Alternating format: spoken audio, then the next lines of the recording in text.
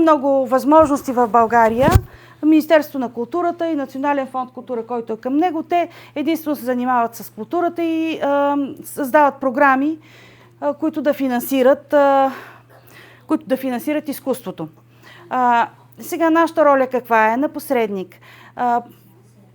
Има само една програма, в която един творец, говоря за писателите, има идентични програми за изобразително изкуство, за танци, за всичко, които могат като физически лица, самички, без никой да ги подкрепи, да кандидатстват, но те не са подходящи за някой, който сега започва да пише, защото класацията е с дълги автобиографии, кой 5, кой 10 книги, с рецензенти, нали? И се кандидатства с ръкописи, комисии избират най-доброто, което да финансират. Това не е подходящо за дебютни автори. Но има програма дебюти.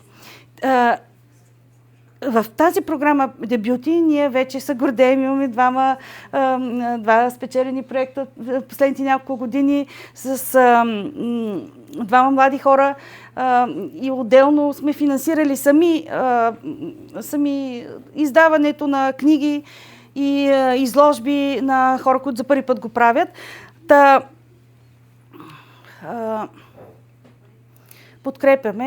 Подкрепяме дебютиращи автори. Но те вече трябва да са автори. Как се става автор? Човек пише, трупа текстове, в един момент започва да добива самочувствие, че нещо е, нали, завършено като етап от творчеството му се получава. Тогава той почва да търси издател. Ще говори за сам издата, но разликите са само формални. Първото нещо, което трябва да направи този човек, преди да се свържи с фондация или с която ще да е друго издателство, и да седне да се опита тези текстове сам да си ги представи като книга, да ги подреди по някакъв начин, да ги оформи чистичко в Word, да ги подреди, да се обади на приятел, на учителя си по литература, да намери. После ще потърсим и редактор. Да, но при всички случаи, дори на най-първи етап да намери чуждо мнение на професионалист. За да не се изпраща ръкописа с правописни грешки, за да има той някакъв шанс въобще да бъде разгледан. И тук вече редактора. Няма книга без редактор. Дори да не пише редактор на книгата, редактор има. Това може да е близък приятел и той не е случайен.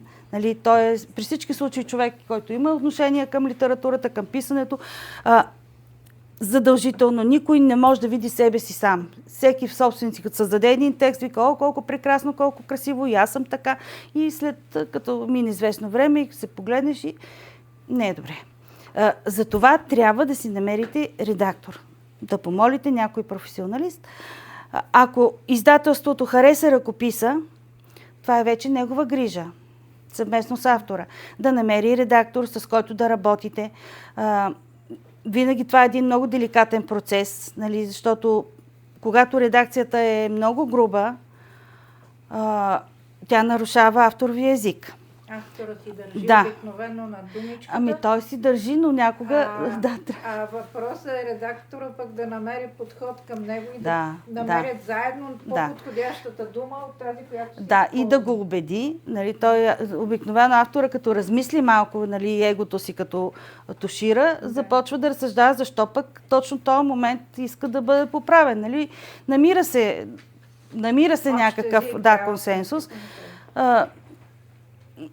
Но не може без него. Няма кой друг да вникне в съдържанието, което вие работите. Затова са двамата винаги заедно, редактора и автора, като има понякога моменти, в които редактор е даже по-важен от автора. За това да бъде откровен, с това хем да съхрани текста, хем да стане той по-добър. Аз най-харесвам подхода, в който редактора казва, това не е добре, но не го поправя. Самия автор, аз харесвам този подход. Защото иначе просто става нещо друго. ако аз седна сега аз ще ги пренапиша, но не е въпросът аз да пренапиша стихотворенията, е въпросът да излезе вашата книга. Нали? Всеки редактор работи по различен начин, но да, ние поощряваме в нашето издателство самостоятелната работа. Такава е и мисията. Ние искаме по-предприемчиви хора, които имат в главата си някаква проект. Той може да няма пари, може да няма възможности но които имат визия как искат да изглеждат нещата. И ги подкрепяме те да се случат точно така. Примерно, аз може да харесвам Моника Попова и да искам корица от нея, но това не е начин художника, пример, който би харесала ти. Нали? Така че трябва да се намери начин да стане твоята книга, на автора книгата, а не така.